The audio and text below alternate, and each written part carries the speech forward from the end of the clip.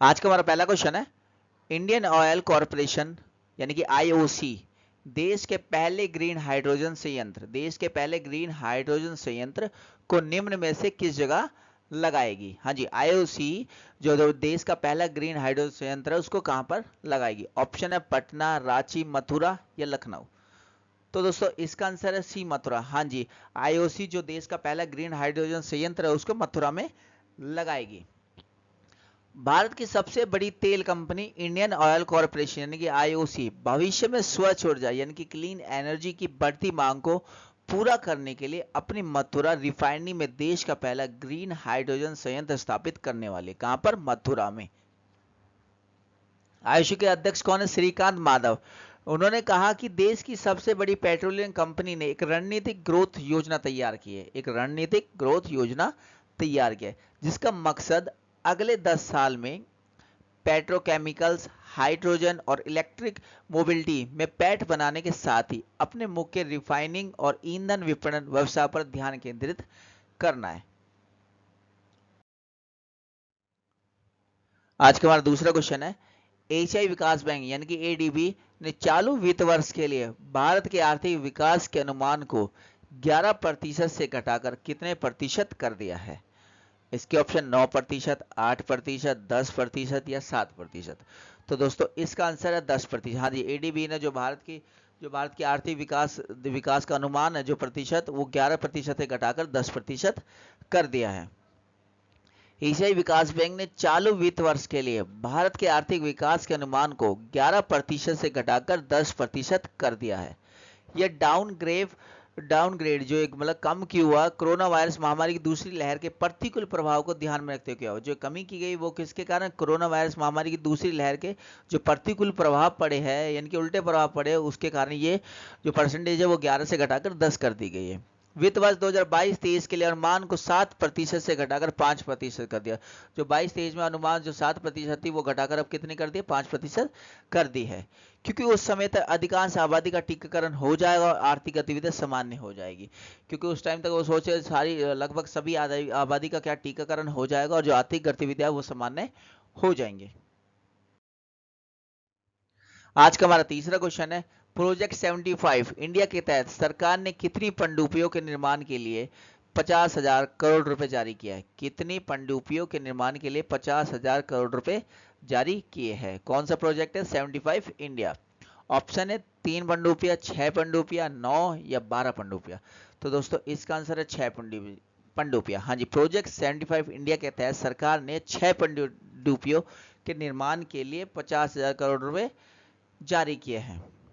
Project 75 India के तहत सरकार ने 6 पनडुब्बियों के निर्माण के लिए 50,000 करोड़ रुपए जारी किए हैं।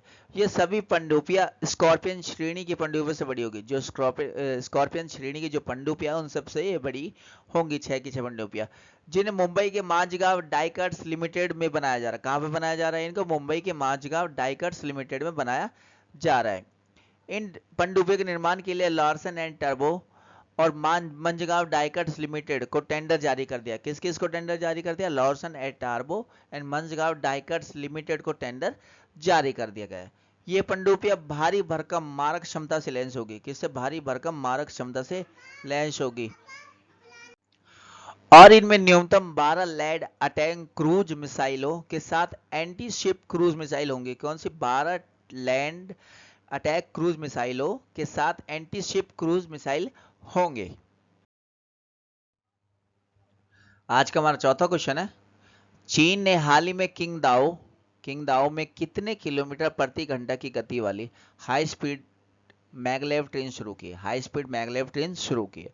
ऑप्शन है 300 किलोमीटर, 400 किलोमीटर, 500 किलोमीटर प्रति घंटा या 600 किलोमीटर प्रति घंटा। तो दोस्तों इसका आंसर है 600 किलोमीटर प्रति घंटा। आज चीन ने किंगदाओ में 600 किलोमीटर प्रति घंटा की गति वाली हाई स्पीड मैगलेव ट्रेन, क्या नाम है इसका? मैगलेव ट्रेन शुरू की है। चीन ने हाल ही में किंगडम में 600 किलोमीटर प्रति घंटा की गति वाली हाई स्पीड मैगलेव ट्रेन शुरू की है। अब इस ट्रेन के शुरू होने से शेनझेन में संघाई तक की यात्रा, जिसमें 10 घंटे लगते थे, अब सिर्फ 5 घंटे लगेंगे। पहले जो शेनझेन से संघाई की जो यात्रा थी उसमें पहले 10 घंटे लगते थे, अब ट्रेन शुरू होने से वो टाइम घटकर 5 घंटे हो जाएगा। इस ट्रेन में वेल प्रूफ ब्रेक के लिए चुंबकीय ध्रुवों को विकसित करने में 19 महीने लगे। कितने महीने लगे? 19 महीने। इस ट्रेन के अंदर सुचारू दूरसंचार सुनिश्चित करने के लिए 5G वाईफाई सिस्टम और वायरलेस चार्जिंग सुविधा भी है। इस ट्रेन के अंदर 5G वाईफाई सिस्टम और वायरलेस चार्जिंग सुविधा भी है। आज का हमारा 5वां क्वेश्चन है, निम्न में से किस देश ने विश्व की सबसे उन्नत मिसाइल रोधी प्रणाली S-500 का सफल परीक्षण किया है? ऑप्शन है जापान, चीन, अमेरिका, रूस। तो दोस्तों इसका आंसर है डी, रूस। हाँ जी, रूस ने विश्व की सबसे उन्नत मिसाइल रोधी प्रणाली S-500 का सफल परीक्षण किया है।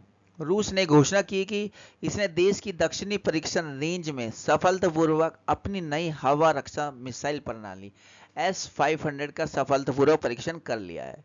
इस मिसाइल प्रणाली का विकास समय से वर्षों पीछे चल रहा था। सेना ने पहले घोषणा की थी वह सेना को वर्ष 2020 में पहला S-500 सिस्टम मिलना शुरू हो जाएगा। सेना ने घोषणा की थी सेना को 2020 में अपना पहला S-500 सिस्टम मिलना शुरू हो जाएगा। इस मिसाइल प्रणाली का विकास समय से वर्षों पीछे चल रहा था। सेना ने पहले घोषणा की थी जो 2020 है उसमें पहले जो 2020 में उनको S-500 सिस्टम मिलना शुरू हो जाएगा। आज का हमारा 6वां क्वेश्चन है, पेड्रो कैस्टिलो ने हाल ही में किस देश के नए राष्ट्रपति पद के लिए चुनाव जीता है? क्या नाम है? पेड्रो कैस्टिलो ने हाल ही में किस देश के नए राष्ट्रपति पद के लिए चुनाव जीता है? ऑप्शन इराक, पेरू, श्रीलंका या इटली। तो दोस्तों इस क्वेश्चन का आंसर है बी, पेरू। हाँ जी, पेड्रो कैस्टिलो ने पेरू के राष्ट्रपति बन गए हैं। वो नहीं, पेड्रो कैस्टिलो ने हाल ही में पेरू के नए राष्ट्रीय पद के लिए चुनाव जीता है। उन्होंने चुनाव में दक्षिणपंथी प्रदिति कैलिको फुजिमोरी को हराया। किसको? कैलिको फुजिमोरी को हराया है। पेड्रो कैस्टिलो ने हाल ही में देश के संविधान को फिर से तैयार करने का भी वादा किया है। उन्होंने देश का जो संविधान उसको फिर से तैयार करने का भी वादा किया है। पेड्रो कैस्टिलो पेरू के उत्तरी क्षेत्र के प्रत्येक गांव में प्राथमिक विद्यालय के शिक्षक के रूप में कार्य करते थे। किसमें? प्राथमिक विद्यालय के शिक्षक के रूप में कार्य करते थे। आज का हमारा 7वां क्वेश्चन है, संयुक्त राष्ट्र के किस पूर्व महासचिव को हाल ही में एक बार फिर अंतर्राष्ट्रीय ओलंपिक समिति IOC आचरण आयोग का अध्यक्ष चुना गया है? ऑप्शन है Boutros Ghali, Ban Ki Moon, Javier Perez de Cuellar, Antonio Guterres. तो दोस्तों इसका आंसर है बान की मून। हाँ जी, बान की मून को IOC का आचरण आयोग का अध्यक्ष चुना गया है, यानी कि अंतर्राष्ट्रीय ओलंपिक समिति का। संयुक्त राष्ट्र के पूर्व महासचिव बान की मून को हाल ही में एक बार फिर अंतर्राष्ट्रीय ओलंपिक समिति यानी कि IOC के उच्चारण आयोग का अध्यक्ष चुना गया है। IOC के सत्र के दौरान उन्हें इस पद पर दोबारा चुना गया। इस पद पर वो दोबारा चुने गए हैं। दक्षिण कोरिया के 77 साल के राजनीतिक बान की मून 77 साल के वो दक्षिण कोरिया के बिलोंग करते हैं। साल 2017 में इस पद पर है। सन 2017 से इस पद पर है। वह 4 साल के लिए कार्यकाल के लिए इस पद पर रहेंगे। वह 4 साल के एक और कार्यकाल के लिए इस पद पर रहेंगे। IOC ने 2019 में सदस्य के रूप में जुड़ने वाली कोस्टरिका की लारा चिला आचरण आयोग की नई सदस्य होगी। 2019 के सदस्य के रूप में जुड़ने वाली कोस्टरिका की लारा चिला आचरण आयोग की नई सदस्य होंगी। आज का हमारा 8वां क्वेश्चन है, हाल ही में किस देश ने हज में शामिल होने वाली महिलाओं के लिए पुरुष अभिभावक की आवश्यकता को हटा दिया है? ऑप्शन है इराक, सऊदी अरब, ईरान या इनमें से कोई नहीं। तो दोस्तों इसका आंसर है सऊदी अरब। हाँ जी, सऊदी अरब में हज में शामिल होने के जो महिलाओं के साथ पुरुष अभिभावक की आवश्यकता होती थी उस रोक को अब हटा दिया गया है। सऊदी अरब ने 18 जुलाई 2021 को हज में शामिल होने वाली महिलाओं के लिए पुरुष अभिभावक की आवश्यकता को हटा दिया है। सरकार के मंत्रालय ने कहा है कि लोग इस साल हज के लिए अपना ऑनलाइन पंजीकरण करवा सकते हैं, जिसमें बिना पुरुष अभिभावक के महिला भी शामिल है। हज में भाग लेने वाली महिलाओं के लिए पुरुष अभिभावक की आवश्यकता को समाप्त करने के इस कदम का महिला तीर्थयात्रियों ने स्वागत किया है। यह राज्य में महिलाओं के अधिकारों के विस्तार के सऊदी अरब के अन्य प्रयासों का एक अन्य अनुसरण है। आज का हमारा 9वां क्वेश्चन है, हाल ही में किस देश में मंकी बी वायरस से मानव के संक्रमित होने का पहला मामला आया है? ऑप्शन है चीन, रूस, पाकिस्तान या जापान। तो दोस्तों इसका आंसर है चीन। हाँ जी, चीन में मंकी बी वायरस से मानव के संक्रमित होने का पहला मामला सामने आया है। हाल ही में चीन में मंकी बी वायरस से मानव के संक्रमित होने का पहला मामला सामने आया है। मंकी बी वायरस मैकाक बंदरों में पाए जाने वाला अल्फारिवारियस एनजूटिक, यानी यह मूल रूप से इनमें पाया जाता है और सर्वप्रथम इसकी पहचान 1932 में हुई थी। सर्वप्रथम इसकी पहचान कब हुई थी? 1932 में। इंसानों में यह वायरस मैकाक बंदरों के काटने, कौन से बंदरों? मैकाक बंदरों के काटने, खरोंचने या संक्रमित बंदर की लार, मलमूत्र आदि के संपर्क में आने से फैलता है। आज का हमारा 10वां क्वेश्चन है, आईसीसी की तरफ से जारी ताजा रैंकिंग में निम्न में से कौन सी भारतीय महिला खिलाड़ी वनडे रैंकिंग में शीर्ष पर पहुंच चुके हैं?